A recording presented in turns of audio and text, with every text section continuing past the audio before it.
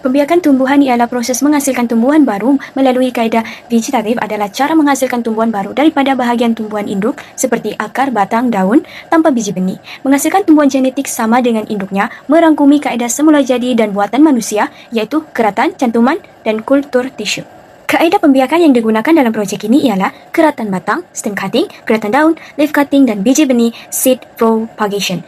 Mini projek ini dijalankan bagi memberi pengalaman praktikal kepada pelajar untuk mengaplikasikan teknik pembiakan tumbuhan di persekitaran nursery. Pemerhatian ini dilakukan selama 7 minggu di nursery UMS untuk menilai pertumbuhan-tumbuhan berdasarkan ketinggian dan bilangan daun. Objektif utama adalah untuk mempraktikal keadaan vegetatif yang sering digunakan dalam industri ini adalah menilai pertumbuhan-tumbuhan yang dipraktikkan melalui keratan batang, keratan daun, dan biji benih. Yang kedua, membandingkan keberkesanan setiap kaedah pembiakan berdasarkan ketinggian tumbuhan dan bilangan daun. Manakala yang ketiga, mengenal pasti kaedah pembiakan yang paling berkesan di bawah keadaan persekitaran nursery. Dan yang objektif terakhir, menilai kesan faktor persekitaran seperti kelembapan dan hujan terhadap kejayaan pembiakan tumbuhan. Menurut kajian literatur, pembiakan tumbuhan boleh dilakukan dengan dua cara, iaitu kaedah seksual dan kaedah aseksual. Kaedah seksual adalah dengan menggunakan biji benih, manakala kaedah aseksual dengan menggunakan kaedah vegetatif. Pembiakan seksual digunakan dalam tanaman tahunan, perhutanan dan pembiakan tumbuhan. Pembiakan vegetatif biasanya dalam tanaman horticulture dan tapak semayan. Pembiakan vegetatif boleh mengeluarkan tanaman secara besar-besaran. Keratan atau juga dipanggil cutting ialah kaedah vegetatif yang paling luas digunakan, dengan pembentukan akar adventitious untuk menjana semula tumbuhan baharu yang lengkap. Keratan batang ataupun stem cutting adalah salah satu kaedah pembiakan yang paling umum dan berkesan. Kejayaan stem cutting bergantung kepada faktor luaran dan juga faktor dalaman. Faktor luaran juga termasuk hormon, baja, medium, teduhan dan iklim. Faktor dalaman pula merujuk kepada anatomi di dalam batang seperti trichoma, cuticle, ampulla, medulla dan kristal. Diameter batang yang lebih besar akan menyimpan lebih banyak karbohidrat. Ini dapat meningkatkan pertumbuhan pucuk. Teduhan boleh meningkatkan percambangan pucuk, kadar kelangsungan hidup ataupun survival, serta perkembangan akar dan pucuk.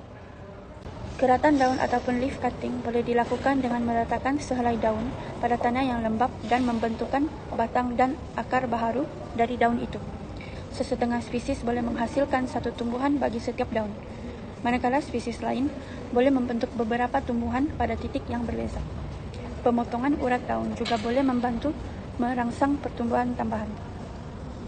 Selain itu, leaf cutting biasanya berjaya hanya pada spesies succulent atau separa succulent yang mampu membentuk batang dan akar baharu.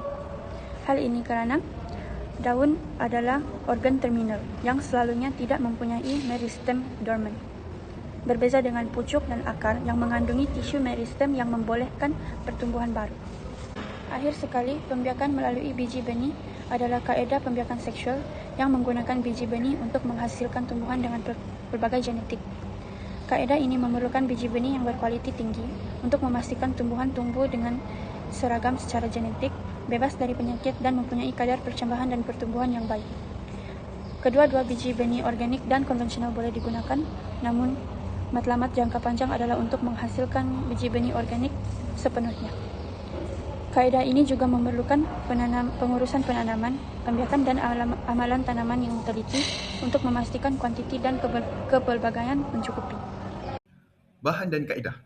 Peralatan yang digunakan dalam menjayakan projek ini ialah pot penyiraman air, gunting atau pemangkas, pembaris, label dan penanda, telefon pintar. Telefon pintar ini digunakan bagi menggambar setiap aktiviti yang dijalankan dalam menjayakan projek ini.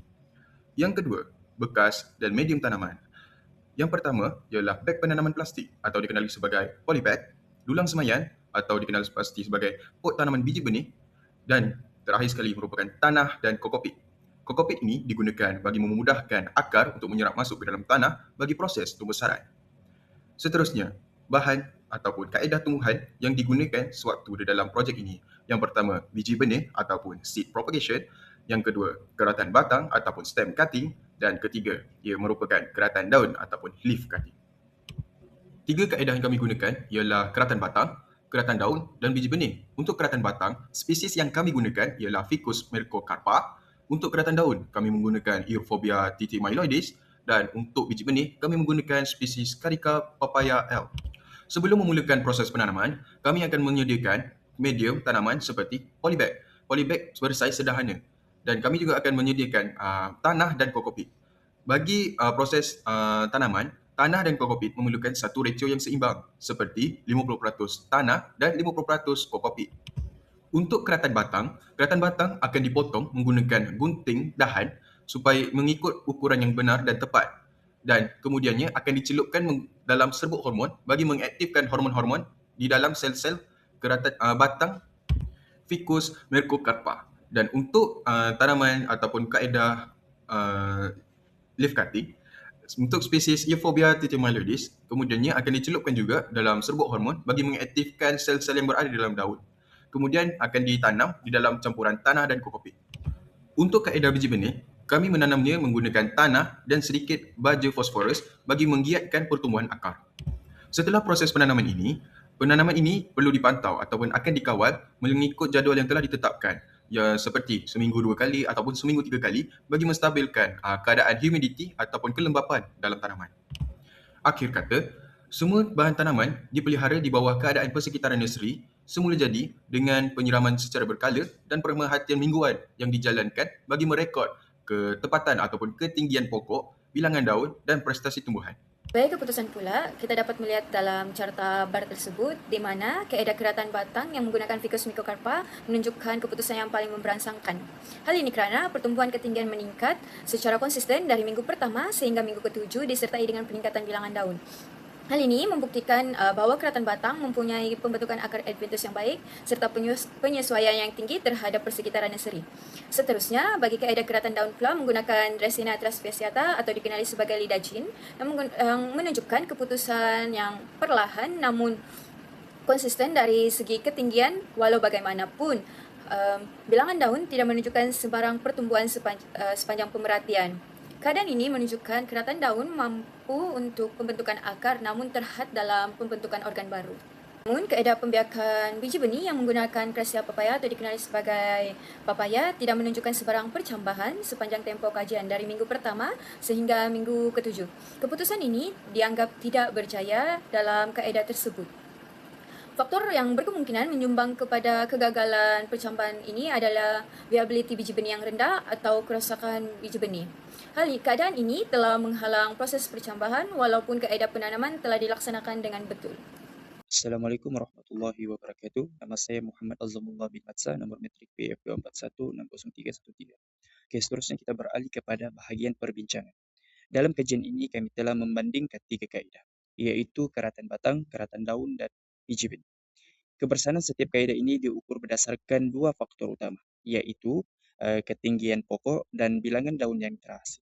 Hasil penelitian menunjukkan bahwa kaedah keratan batang pada spesies Ficus mercocarpa adalah yang paling konsisten dan paling berkesan. Secara puratannya, ketinggian pokok meningkat daripada 7.20 cm pada minggu pertama kepada 10.91 cm pada minggu ke-7. Bilangan daun juga bertambah secara stabil daripada 2 helai menjadi 5 helai. Pertumbuhan yang stabil ini membuktikan bahawa keratan batang spesies ini mempunyai keupayaan pembentukan akar yang sangat baik serta cekap dalam menyerap air dan nutrien. Oleh itu, keratan batang adalah kaedah yang paling disyorkan dalam pembiakan spesies ini. Seterusnya, kita masuk ke perbincangan.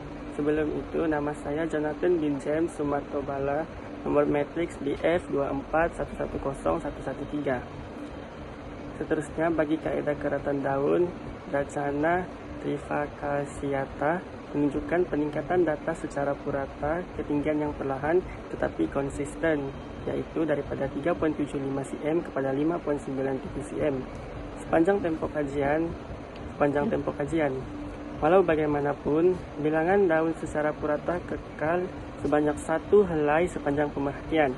Kaedah ini menunjukkan bahawa walaupun pembentukan akar dan pemancangan berlaku, perkembangan daun baharu adalah terhad. Faktor ini mungkin disebabkan oleh kebergantungan tumbuhan ini kepada simpanan makanan dalam daun asal serta kadar pembahagian sel yang lebih perlahan berbanding kaedah keratan batang. Sebaliknya, bagi kaedah biji benih Caprica papaya menunjukkan kadar percambahan sifar, di mana tiada benih yang berjaya bercambah sepanjang tempoh kajian. Kegagalan percambahan ini berkemungkinan besar disebabkan oleh kualiti dan viability biji benih yang rendah, sama ada benih telah rosak atau matang atau kehilangan daya hidup. Selain itu, serangan penyakit dan kulat akibat keadaan persekitaran yang lembab serta penyiraman berlebihan juga boleh menyebabkan benih reput sebelum sempat dicambah. Faktor-faktor ini menghalang proses percambahan walaupun kaedah penanaman telah dijalankan. Berdasarkan kajian yang telah dijalankan, kaedah keratan batang menunjukkan keberkesanan paling tinggi dengan pertumbuhan yang stabil dan peningkatan ketinggian serta bilangan daun yang jelas. Kaedah keratan daun pula menunjukkan pertumbuhan sederhana dan perlahan dengan perkembangan daun yang terhad.